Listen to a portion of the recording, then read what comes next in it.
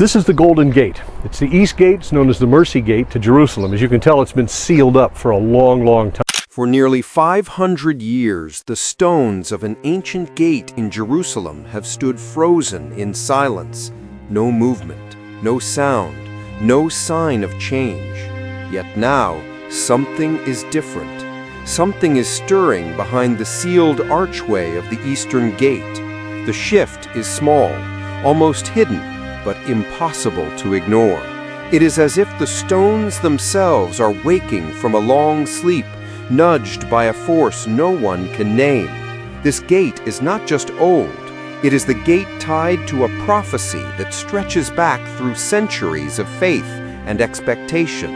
A prophecy that speaks of a king who once entered and will one day return. So when the stones begin to move, even slightly, the world begins to wonder, why now? And what is about to step through? Join us as we uncover proof that God's word was written not just in ink, but in stone and soil, right beneath the city of Jerusalem. Before we continue, subscribe for more discoveries where faith meets archaeology. And don't forget to turn on notifications for our next revelation from the Holy Land. The Eastern Gate, also called the Gate of Mercy, has been sealed since the 1500s. Sultan Suleiman ordered it closed, stacking stones until no light could pass through. Some say he feared the ancient words that spoke of a coming Messiah entering through this very place. Others believe it was simply politics. But one truth remains. For almost 5 centuries, the gate has held its silence. Yet this silence was never meant to be ordinary. According to ancient writings, the gate would stay shut until a moment set by God alone, a moment connected to the return of the one who left through the Mount of Olives and promised to come again. So when the stones begin to move, even slightly, the world begins to wonder, why now? And what is about to step through? For years, the gate's heavy stones looked untouched, as if time itself had given up trying to wear them down. But recently, photos and reports began to circulate, small cracks widening, inner stones shifting out of alignment, parts of the sealed wall leaning in ways unseen before. Some dismissed it as simple aging. Others claimed it was just routine erosion. Yes, the timing felt strange, almost too precise. Because while the stones were shifting, the world around them was changing as well. Wars breaking out, nations rising against each other, storms and quakes shaking places long considered safe. People who study prophecy couldn't help noticing how these events echoed ancient warnings. And so the question grew louder. Could the movement in this gate be more than nature at work? Could it be part of a larger pattern unfolding right now? Long before cameras or modern reports, the Eastern Gate had a story tied to it, one spoken by prophets who saw visions of days far beyond their own. They described a time when the presence of God would pass through the gate, and afterward it would remain sealed until the return of the promised king. This wasn't a casual detail. It was a marker, a signpost meant for future generations.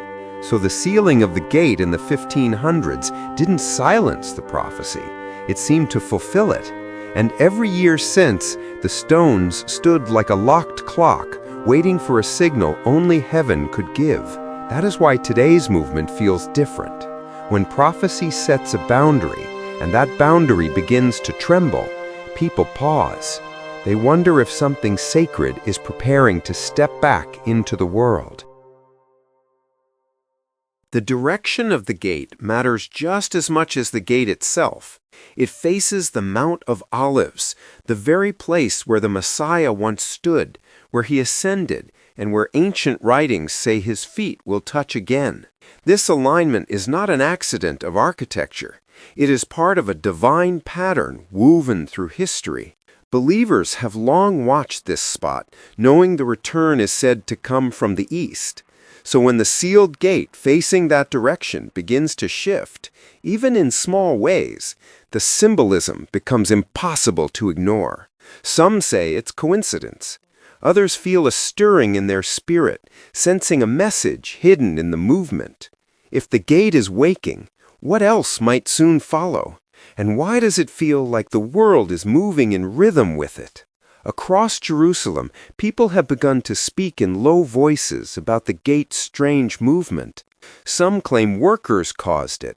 Others insist nothing unusual is happening at all.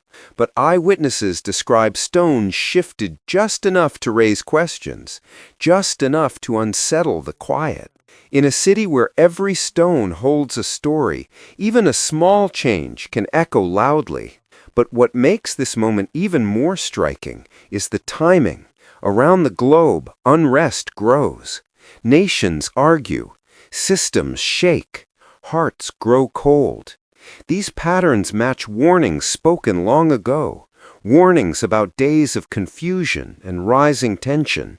If the world is entering a season foretold long before our time, then the stirring of the gate may be more than chance. It may be part of a message written in stone, waiting for the right generation to notice. The gate's Hebrew name adds another layer to this mystery. It is called the Gate of Mercy. For many, that name is not random.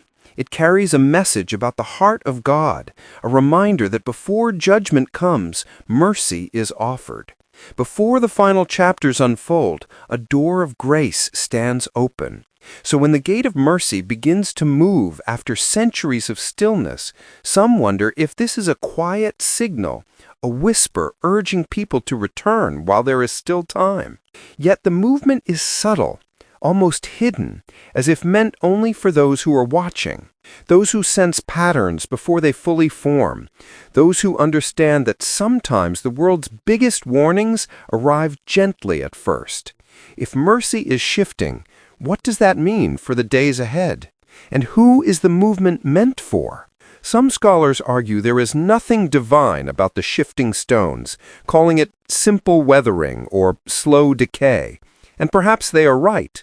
But others point out that the gate has endured earthquakes, wars, and centuries of storms without visible change. Why would it shift now? Why in a moment when so many global signs seem to echo ancient warnings? There is a tension here, a pull between the natural and the supernatural, between what eyes see and what hearts sense. Throughout history, divine signs have often come through ordinary events, a star, a whisper, a doorway no one expected. So the question remains, is the movement of the Eastern Gate just erosion or a sign meant to awaken a sleeping world? If prophecy is rising, it rarely shouts first. It begins with a tremor.